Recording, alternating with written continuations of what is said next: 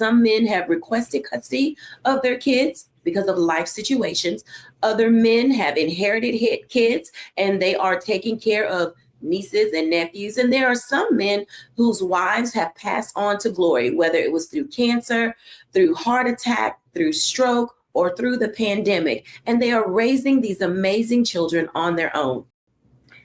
So I would tell a single father the same thing that I would tell a single mother, and that is find your people, find a support system, because you're going to need it, especially if you're a father who is raising girls. You're going to need somebody who's going, I mean, and we thank God for, YouTube University and all those wonderful places online and whatnot, but you're going to need a woman who is not trying to, hook, line, and sink you, but will really help you to be the feminine part of what your daughters will need, but also the feminine part of what your sons will need too.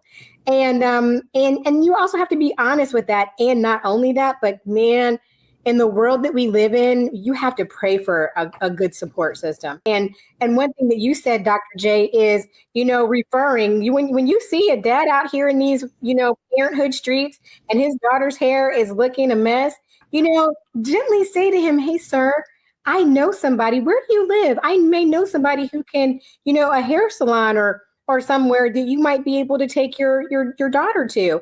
And, we don't have to know everybody's financial situation, but sometimes, if it's somebody that and even if it's somebody that you don't know, because, I'm always giving people money that I don't know, whatever, but you can say, "Hey, here's $50 or whatever to take your daughter to get her hair washed and blown out and all the things, or whatever, put in some ponytails and, learn some classes or whatever." But we can do that. We should be helpers of each other.